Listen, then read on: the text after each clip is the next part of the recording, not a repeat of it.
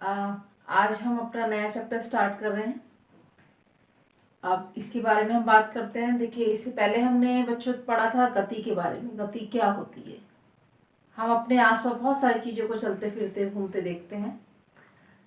इसके अलावा हम ये भी देखते हैं कि किसी चीज़ की स्पीड में क्यों क्या चेंजेस हो रहे हैं, कम हो रही है या ज़्यादा हो रही है।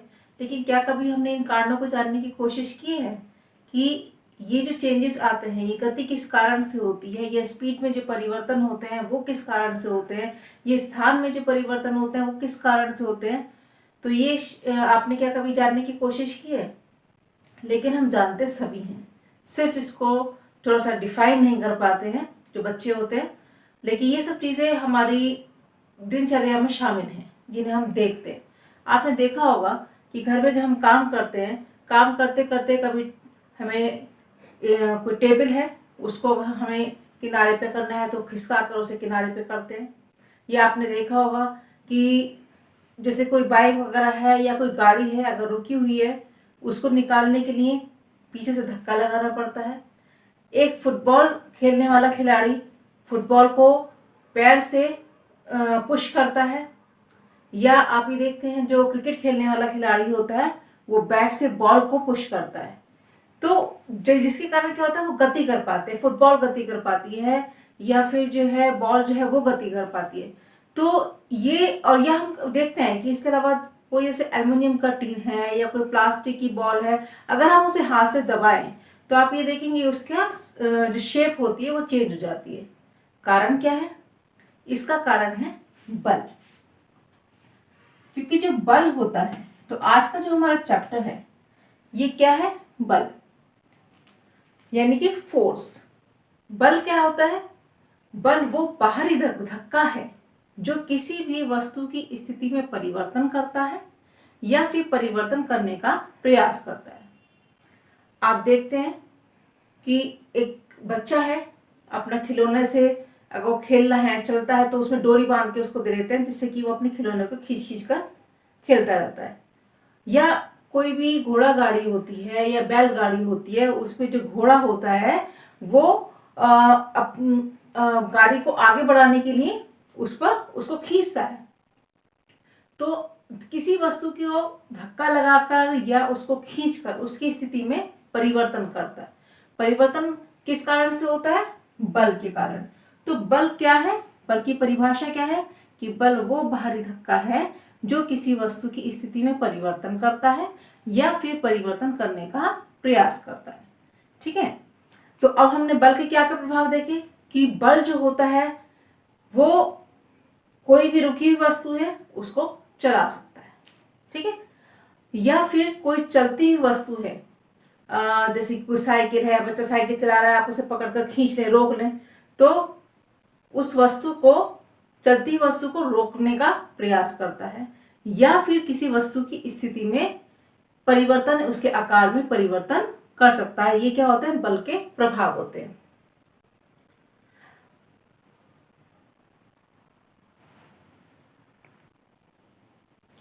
लेकिन ऐसा जरूरी भी नहीं है कि किसी वस्तु को हम विराम से गति अवस्था में हर एक वस्तु को ला सकते हैं। अगर हम दीवार पर बल लगाएं तो क्या हम उस दीवार को गिरा सकते हैं? या हम किसी जो ट्रक खड़ा हुआ है उसे धक्का दें तो क्या हम उसे चला सकते हैं? ये चलते हुए ट्रक पर अगर हम बल लगाएं तो क्या हम रोक सकते हैं? या फिर अगर कोई भी लोहे की बॉल है, अगर उसे हम दबाएं तो क्या हम उसके शेप को चेंज कर सकते हैं, उसके आकार को बदल सकते हैं? ऐसा भी नहीं है। लेकिन फिर भी जो बल होता है उसके प्रभाव हमने आपको बता दिए कि बल जो होता है वो किसी वस्तु की को रुकी अवस्था से गतिमान कर सकता है, या किसी चलती हुई वस्तु को रोक सकता है, या फिर वस्तु के आकार में परिवर्तन कर सकता है। अब इसके बाद आता है कि बल किस प्रकार की राशि है। इससे पहले चैप्टर में हम पढ़ चुके हैं कि बल सदिश राशि है या अदिश राशि है। ठीक है, सदिश है या अदिश है। देखिए, सब अदिश क्या है? जिसमें दिशा नहीं है उसे क्या कहेंगे? अदिश। अगर हमें गाड़ी को आगे धक्का देना है तो हमें पीछे से उसको आगे की तरफ बल लगाना पड़ेगा, तभी हम उसे आगे की ओर धकेल पाएंगे। ऐसा नहीं हम उसे आगे से धक्का लगाएंगे। ठीक है, कोई भी चीज को जिस दिशा मतलब जिस और हमें लेकर जाना है, हमें उसकी दिशा में बल लगाना पड़ता है। और अगर वस्तु हल्की है तो उसे हम कम बल लगाकर खिसका सकते हैं, या कम धक्का देकर जो है उसे हम उसकी स्थिति में परिवर्तन कर सकते हैं। लेकिन अगर वस्तु भारी है या तेज चल रही है तो उसकी स्थिति में ज्यादा बल लगाकर हमें परिवर्तन करना पड़ता है। तो जो अदिश है इसमें केवल क्या दिया होता है, परिमाण, इसमें दिशा नहीं होती, इसमें दिशा नहीं है। तो लेकिन जब हम किसी वस्तु के स्थिति में परिवर्तन कर रहे हैं तो उसमें हमें उस वस्तु के अनुसार हमें परिमाण की भी आवश्यकता होती है, कि अगर वस्तु हल्की है तो हम कम बल लगाएं, ज्यादा है तो हम ज्यादा बल लगाएं, और इसके अलावा उसको एक दिशा की भी आवश्यकता होती है। तो परिमाण और दिशा किसमें होते हैं, सदिश में।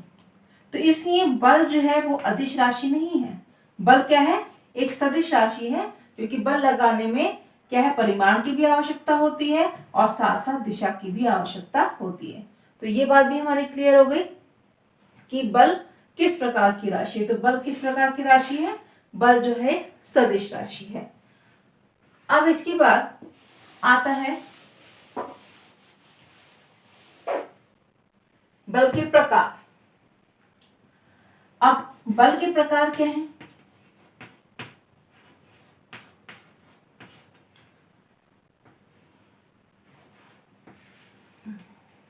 बल दो प्रकार का होता है। एक तो होता है संतुलित बल,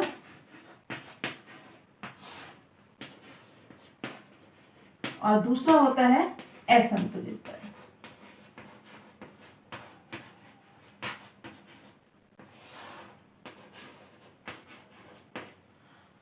संतुलित बल क्या होता है, माना कोई भी आपके पास एक वस्तु है, कोई भी चीज हो सकती है, और उसको उस पर हम दोनों तरफ से अगर माना बल लगा रहे हैं, और दोनों तरफ से लगा हुआ यानी कि अगर हम इधर से भी 5 न्यूटन का बल लगा रहे हैं और इधर से भी 5 न्यूटन का बल लगा रहे हैं, तो क्या होता है कि दोनों ओर से जब या 2 से ज्यादा बल भी लगाए जाए, लेकिन जो भी बल लगाया गया है उसका जो परिमाण है अगर वो 0 होता है, परिमाण क्या हो जाए, 0, जब परिमाण 0 हो जाएगा तो क्या होगा कि जो ऑब्जेक्ट है, जो भी वस्तु है, उसकी स्थिति में परिवर्तन नहीं होगा।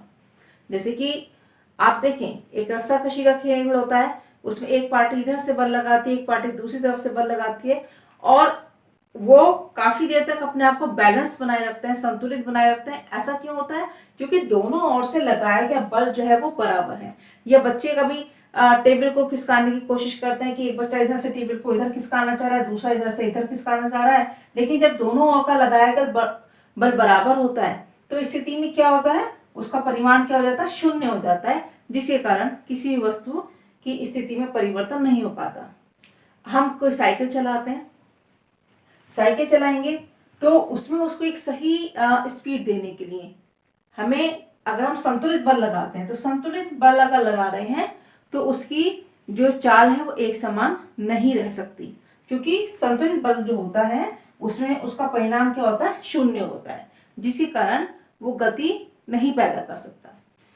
इसके विपरीत जैसे असंतुलित बल है, असंतुलित बल में जैसे कि यहां से 10 न्यूटन का बल लगाया और इधर से 5 न्यूटन का बल लगाया। अब क्योंकि इस दिशा से लगाया गया बल जो है ज्यादा है, तो क्या होगा, वस्तु इस दिशा में खिसक जाएगी। अगर यहां माना 15 न्यूटन का बल कर दिया और इधर रह गया 10 न्यूटन का, तो ये क्या हो जाएगा, अब इधर वाला बल कम हो गया, तो वस्तु कहां खिसक जाएगी, इधर खिसक जाएगी। अगर इधर से बल ही ना लगाया जाए तो वस्तु कहां खिसक जाएगी, इधर खिसक जाएगी। ठीक है, अब उसी तरह जब रस्साकशी का खेल होता है तो उसमें क्या होता है कि जिस पार्टी, माना जब दोनों पार्टी जो है खेल को खेल रही हैं और दोनों तरफ से अगर एक तरफ से लगाया गया बल का मान ज्यादा हो गया, जैसे इधर से ज्यादा हो गया, तो जब इधर से ज्यादा हो जाएगा तो ये वाली पार्टी कहाँ जाएगी, पीछे की तरफ, और अगर इधर से ज्यादा होगा तो ये पार्टी कहाँ जाएगी, पीछे की तरफ। तो क्या होगा कि संतुलन बिगड़ जाएगा। तो इस तरह का बल क्या होता है, असंतुलित बल। इसलिए किसी भी वस्तु को एक समान चाल के लिए जो संतुलित बल है, क्योंकि उसका परिणाम शून्य है तो वो गति नहीं दे पाएगा। कौन सा बल देगा? असंतुलित बल जो है गति देने के लिए पर्याप्त होता है। मतलब या कहिए कि कोई भी जो व्हीकल होता है, कोई भी चाल होती है, उसको चलने के लिए किसकी आवश्यकता होती है? असंतुलित बल की आवश्यकता होती है। ठीक है, अब हमने बता दिया बल के प्रकार, संतुलित बल और असंतुलित बल। अब देखते हैं इसका मात्रक क्या होता है।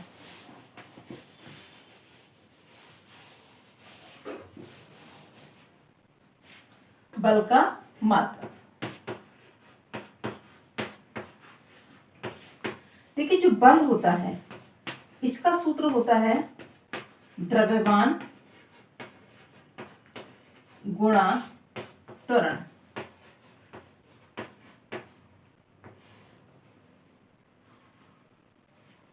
बल को हम F से शो करते हैं, क्योंकि ये सदिश राशि है, वेक्टर है, तो इसको तीर का निशान लगाकर शो किया जाता है इसके ऊपर। द्रव्यमान को हम शो करते हैं M से, और त्वरण को शो करते हैं A से। और A भी क्या है? सदिश राशि है, इसके ऊपर भी वेक्टर लगा के इसको प्राप्त किया जाता है। अब द्रव्यमान जो है M, द्रव्यमान का जो मात्रक होता है वो क्या होता है? किलोग्राम। और जो त्वरण है A, त्वरण का मात्रक होता है मीटर प्रति सेकंड स्क्वायर। ये हम लास्ट चैप्टर में पढ़ भी चुके हैं इसके बारे में, गति वाले में, प्रति सेकंड स्क्वायर। किलोग्राम मीटर प्रति सेकंड स्क्वायर क्या है? इसका मात्रक। और किलोग्राम मीटर प्रति सेकंड स्क्वायर को क्या कहते हैं? न्यूटन। इसका मात्रक क्या कहलाता है? न्यूटन। और न्यूटन को अगर हम इंग्लिश में लिखते हैं तो हम लिखेंगे NEWTON, न्यूटन। और अगर हम इसको हम यहाँ पर कैपिटल वर्ड से यूज नहीं करेंगे, इसमें क्या लिखेंगे? Small letter. और अगर हम इसको कैपिटल वर्ड में यूज कर रहे हैं तो इसमें हम कैपिटल N का यूज कर सकते हैं। और इसके बाद आती है CGS पद्धति। CGS पद्धति में इसका मात्रक होता है डाइन। और डाइन को भी स्मॉल लेटर से ही शो किया जाता है, कैपिटल से नहीं किया जाता। अगर लिखते हैं तो ये गलत होता है। अगर आप इसकी SI यूनिट भी क्या है? न्यूटन होती है, SI यूनिट भी। अब हमें तो बल का जो मात्रक है वो क्या हो गया? न्यूटन, क्योंकि इसकी खोज जो है न्यूटन नामक वैज्ञानिक ने की थी, तो इसलिए इसका नाम क्या है? इसका जो मात्रक है इसको क्या माना जाता है? न्यूटन। और 1 किलोग्राम मीटर प्रति सेकंड स्क्वायर ये किसके बराबर होता है? 1 न्यूटन के बराबर होता है। अब इसमें एक चीज मैं आपको बता देती हूँ कि बच्चों को अगर कंफ्यूजन है, देखिए हमारे पास 3 पद्धति हैं जिसके अनुसार हम मात्रक देखते हैं। MKS, M से क्या होता है? मीटर, K से होता है किलोग्राम, और S से होता है सेकंड। तो अगर MKS पद्धति में मात्रक पूछा जाता है तो वो किस में आता है? मीटर, किलोग्राम, सेकंड में। दूसरी होती है CGS। C मतलब सेंटीमीटर, G मतलब ग्राम, और S मतलब सेकंड। तो CGS पद्धति क्या हो जाएगी? सेंटीमीटर, ग्राम, सेकंड।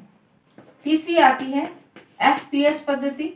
F मतलब फुट, P मतलब पाउंड, और S सेकंड।